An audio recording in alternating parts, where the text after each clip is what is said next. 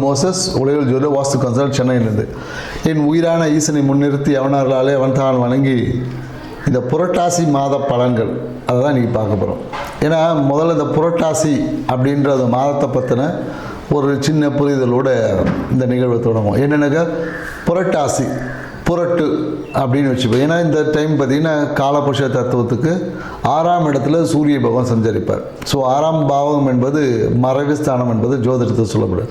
So அப்போது எப்போல்லாம் இந்த சூரியன் மறைவு ஸ்தானங்களில் இருக்கிறாரோ இல்லை சூரியன் நீசமாகக்கூடிய நேரங்களில் இந்த நேரத்தில் எப்போதும் பார்த்திங்கன்னா நம்மளுடைய ஆத்ம கழிவுகள், ஏன்னா பித்திருக்காரகன சூரியன்றதுனால இந்த பித்திருக்களுக்கான விஷயங்களை நம்ம நிறைய செய்வோம். பித்திருக்களுக்கு தோஷம் நீப்பது, பித்திருக்களுக்கு தர்ப்பணம் கொடுப்பது. அதனால தான் இந்த மாதத்தில் பார்த்திங்கன்னா புரட்டாசி மாதம் மகாலயம் அப்படின்னு சொல்லிட்டு அந்த தேய்பிரையில் மகாலயத்துக்கு பித்திருக்களுக்காக நிறைய பூஜை முறைகள் செய்வோம். பித்திருக்களுடைய தோஷங்களை நம்மக்கிட்டேருந்து நீக்கிறோம்.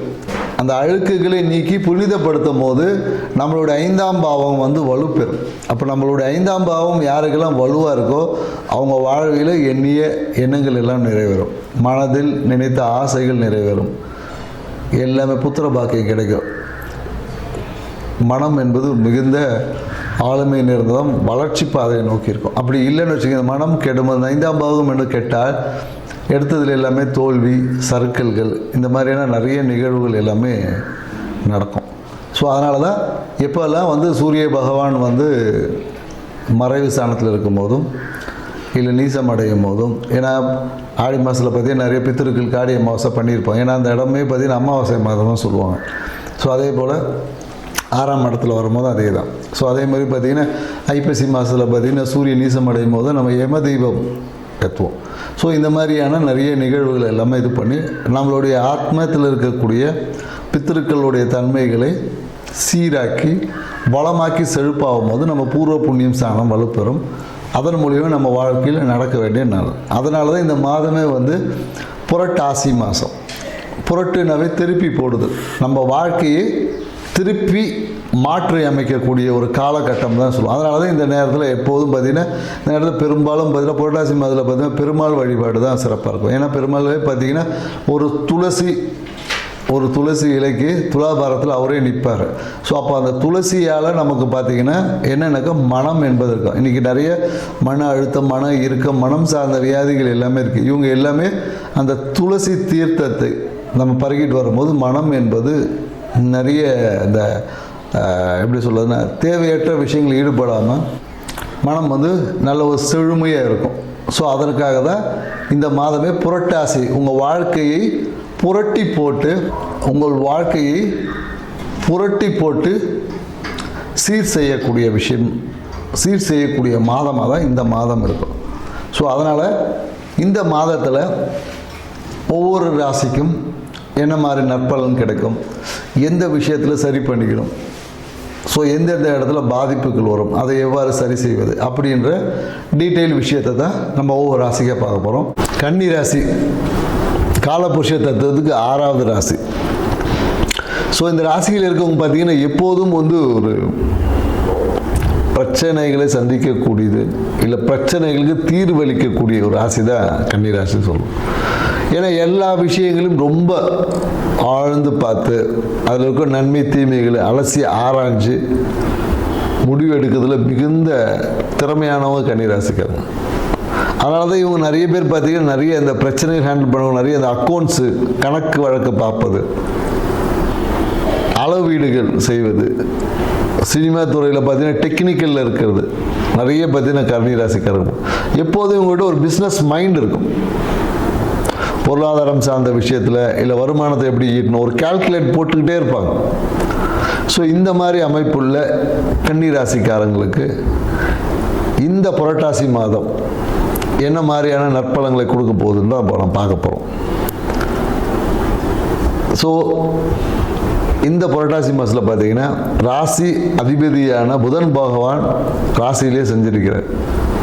ஸோ அப்போ என்னன்னாக்கா நிறைய புதிய தொழில் வாய்ப்புகள், ஏன்னா இதுக்கு முன்னாடி நிறைய தொழிலுக்காக நிறைய பயணங்கள்லாம் செஞ்சுருப்பாங்க, இல்லை விரயங்கள்லாம் செஞ்சுருப்பாங்க, நிறைய இன்வெஸ்ட்மெண்ட் பண்ணியிருப்பாங்க தொழிலுக்காக. ஸோ அந்த மாதிரியான இருக்கக்கூடியவங்க நிறைய புதிய தொழில் ஒப்பந்தங்கள்லாம் இப்போ கையெழுத்தும். புதிய தொழில் வாய்ப்புகள் உருவாகும், தொழில் ஒப்பந்தங்கள் கையாளும். அதே போல் என்னென்னாக்கா அரசு சார்ந்த விஷயத்தில் நல்ல ஒரு அனுகூலமான சூழல் இருக்கும். சிறிய விரயங்களும் இருக்கும். அரசு சார்ந்த விஷயத்தில் ஏதோ ஒரு விஷயங்களுக்காக சில விரயங்களும் இருக்கும். தனம் சிறப்பாக இருக்கும். நீங்கள் எதிர்பார்த்த இன்வெஸ்ட்மெண்ட் இந்த காலத்தில் இருக்கும். அதாவது உங்களுடைய கூட்டாளிகளோ இல்லை தொழில் பார்ட்னர்ஸ் அவங்களோட விஷயம், அவங்களோட தனம் உங்கள் கைக்கு வந்து சேரும். சொன்னவங்க எல்லாமே அந்த டைமில் கொடுத்துருவாங்க. ஆனால் என்னென்னாக்கா ஏதோ ஒரு விதத்தில் இந்த உறவுகளுக்குள்ள ஒரு சிறிய மனக்கசப்பு வரும், தடை தாமதங்களும் வரும். ஏன்னா தொழிலில் பார்த்தீங்கன்னா திடீர்னு நல்லா போயிட்டு இருந்தது வந்து திடீர்னு ஒரு சின்ன ஒரு பிரேக் போடுவாங்க. இல்லைங்க பார்ட்னர் இல்லைங்க கொஞ்சம் வேலையில் அந்த அளவு தன்மைகள் குறையும். இப்போ ஒருத்தர் நிறைய வேலை கொடுத்துருக்கோம், பாதியாக மாறும். ஆனால் புதிய விஷயங்கள் வழியாக அது பேலன்ஸ் ஆகிடும். புதிய தொழில் வாய்ப்புகள் மூலயமாக பேலன்ஸ் ஆகிடும். அதே போல் எனக்கு மனைவி சார்ந்த விஷயம், வாழ்க்கை துணை சார்ந்த விஷயத்தில் ஏதோ ஒரு சிறிய மருத்துவ விரயங்கள் ஏற்படும். இல்லை அவங்க மன மகிழ்ச்சிக்காக சில விரயங்களை செய்யக்கூடிய ஒரு சூழல் இருக்கும். நிறைய பேருக்கு பார்த்தீங்கன்னா இந்த காலகட்டத்தில் நிறைய இந்த ஃபோன் உடையிறது, ஃபோனில் டிஸ்பிளே உடையிறது, காஸ்ட்லி பொருட்கள் உடைவது, இந்த மாதிரியான நிறைய விஷயங்கள் நடக்கும். இல்லை நிறைய விஷயங்கள் விரயமாவது. குறிப்பாக என்னென்னாக்கா மனைவி பேரில் ஒரு சொத்து வாங்கி வச்சுருப்பாங்க, இல்லை வாழ்க்கை துணை பேரில் ஒரு சொத்து எது, அந்த சொத்து எல்லாம் விற்று பணம் வரும். இந்த மாதிரியான சூழல்களும் இருக்குது. நிறைய லக்ஸரி பொருட்கள் உடையும்.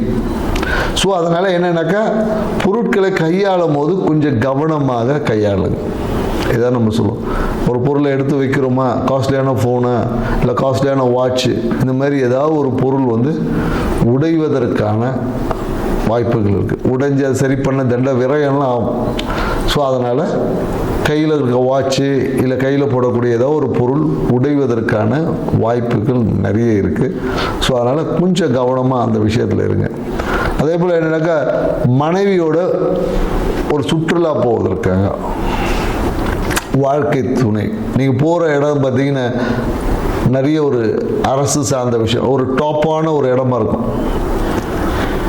அந்த இடம் தான் வந்து இதை சொல்லுவாங்களே, இப்போ ஒரு ஹோட்டல் போட்டோன்னா ஐடிசி 7 ஸ்டார் ஹோட்டல், அந்த மாதிரி போகக்கூடிய இடம் என்பது என்னென்னாக்கா ஒரு தலைநகரமாக இருக்கும்.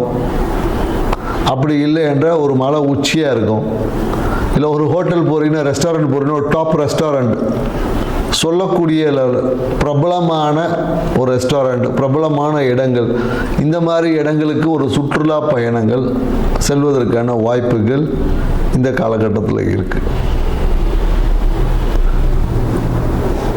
மேலும் உங்களுக்கு பார்த்தீங்கன்னா இந்த காலகட்டத்தில் நிறைய அலர்ஜிஸ், ஃபுட் அலர்ஜிஸ் வந்து ஏற்படும். குறிப்பாக இந்த காலகட்டத்தில் பார்த்தீங்கன்னா என்னென்னாக்கா இந்த காலில் கணுக்காலில் பார்த்தீங்கன்னா இந்த சுருக்கம், நீர் கட்டி வருவதற்கான இந்த ஸ்கின் அலர்ஜிஸ் நிறைய பேருக்கு ஏற்படும். இந்த ஸ்கின்ல பார்த்தீங்கன்னா கருப்பு படை இந்த மாதிரி சொல்லுவாங்க இல்லையா. ஸோ இந்த மாதிரியான கரும்படைகள் இல்லைன்னா தோல் கால் பார்த்தீங்கன்னா அது மாதிரி ரஃப் ஆகிட்டு இருக்கும். கணுக்கால் இந்த பகுதியிலலாம் இல்லை நீர் வீக்கம் ஏற்படுவது, இந்த மாதிரியான விஷயங்கள் எல்லாமே வரும். குறிப்பாக என்னென்னாக்கா சிறுகுடலில் பார்த்தீங்கன்னா இந்த ஃபுட் அலர்ஜிஸ் வந்து ஏற்படும். குறிப்பாக சிறுகுடலில் ஏற்படும். ஃபுட் பாய்சன் அப்படின்னு சொல்லுவாங்க இல்லையா. எல்லாருக்கும் ஃபுட்டு சரியாக இருக்கும், இவருக்கு மட்டும்தான் பாய்சனாக இருக்கும். ஸோ இந்த மாதிரியான சில நிகழ்வுகள்லாம் நடப்பதற்கு சாத்தியக்கூறுகள் இருக்குது. ஸோ வாழ்க்கை துணை சூழ்நிலைகள் எல்லாமே கொஞ்சம் வந்து சாதகம் இல்லை தான் அப்படின்றத புரிஞ்சுக்குங்க. முதல்ல புரிஞ்சுக்கிட்டு அதை எப்படி சாதகமாக்கணும் அப்படின்ற ஒரு தன்மையை வளர்த்துக்கிட்ட இந்த புரட்டாசி மாதத்தில் ஒவ்வொரு மாதமும் உங்களுக்கு ஒரு சிறப்பான மாதமாக அமையும் என்பதில் சந்தேகமே கிடையாது. வாய்ப்பு கிடைச்சா சிவாலயங்களுக்கு சென்று